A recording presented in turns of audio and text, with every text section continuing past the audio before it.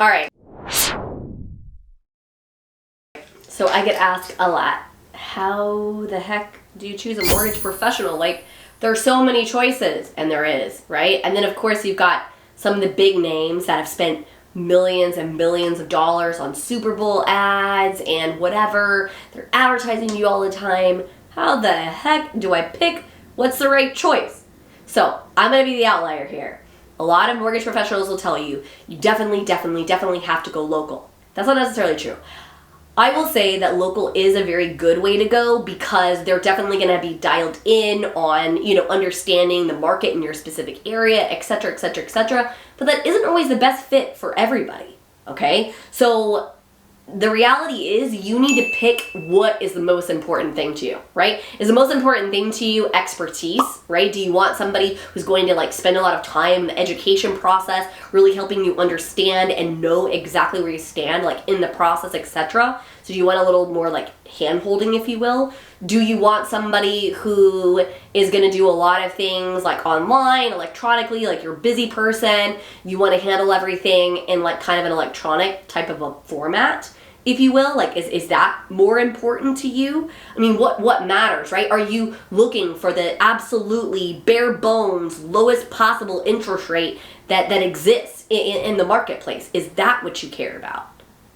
I mean, honestly, all of these things are important, but they're for different people. So a lot of people will say, well, I don't know what to pick. First of all, pick what's the most important thing to you, right? I mean, I tell customers all the time that maybe I'm not the best fit or my team's not the best fit for them if they're trying to find the bottom barrel interest rate. Because here's reality. Are we really great on rate? Yeah, I mean, we are. But are we maybe the bottom barrel dollar? I mean, no, you may find somebody that's slightly cheaper than us, right? And so you have to ask yourself, what's more important? Now, I can usually promise you that whoever's that barrel bottom dollar, whatever, they're not going to do a lot of hand-holding. You will absolutely not be able to get in touch with them probably outside of the regular business hours, which sometimes can be a challenge if you need that mortgage person to talk to maybe a selling agent on the weekend or something like that. So that can sometimes be a challenge, right? Things like that. So it just sort of depends on what it is you're looking for. The things I will tell you that absolutely need to happen are, if you are going and you are getting pre-approved, pre-qualified, whichever you choose to do, make sure they're actually verifying your information, guys. I cannot stress this enough. If they're not willing to verify the freaking information, that piece of paper is invaluable, okay? There's no way, there's no way you can tell them you make 10 grand a month and maybe you're a super honest person. I mean, that is how much you make a month. But the reality is they're not verifying it, and they should be, because guess what's going to happen? If they don't verify it on the front end, we sure as hell are going to verify it on the back end. So if you're not verifying it up front, I'm just telling you now, that's a mistake, okay? That's a mistake. Make sure they're going to verify. And if they're not, that piece of paper that they issued, it's not worth the writing. So make sure, whoever it is, that they are going to issue you that letter when they've done the proper work. They've gone through, they've actually asked for some documentation, things like that. They've verified some things. Because let me ask you a question. Do you really want to be sinking a bunch of your money into this scenario when they haven't verified squat? I mean, come on now, think about this for a minute. So you're going to go through a process and you've spent some time to fill out an application either on the phone, in person, or online, right? And then now you've gotten this letter. Okay, wonderful, great, we've gotten the letter.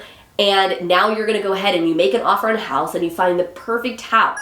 And now you're sinking down earnest money and option money. And I know you're not sure what those things are, or maybe you are. But these are fees that you're putting down, and you don't even know if you really qualify. Oh, but the guy on the phone told me I qualify. Great. So just because a guy has a mortgage license or gal has a mortgage license does not mean anything. It doesn't mean that they did their job appropriately. I guarantee you. How many people do you work with? I guarantee you, however many people you work with, you know people that don't know squat about the job you do. And you're thinking to yourself, oh my gosh, don't talk to Bob. Bob doesn't know what the heck he's talking about. Yeah, exactly the same thing in our world too.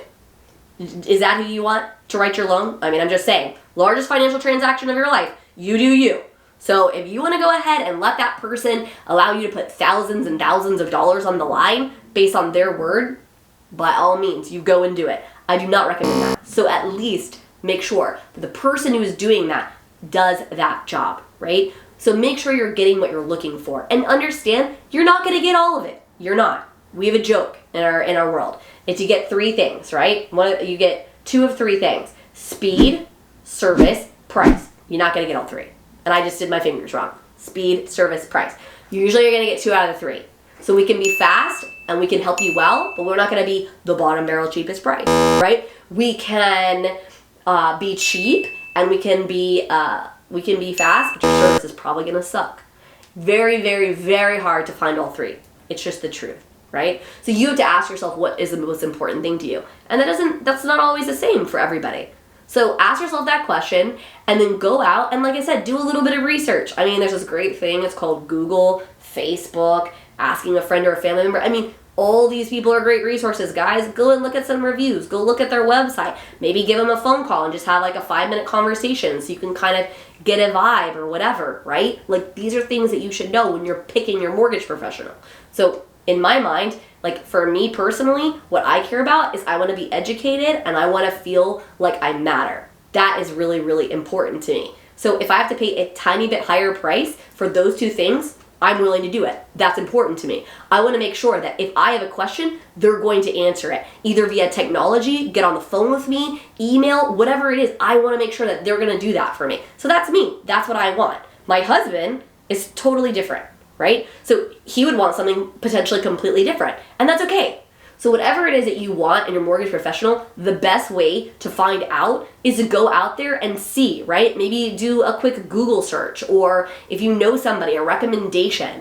But the biggest thing is ask yourself before you go through that, what do you want? What's the most important thing to you? Because each provider is going to be a little bit different on what they provide. So in my personal opinion, that's the process you need to take to figure that out, right? Who is going to provide me exactly what I'm looking for? That's how I pick my mortgage professional.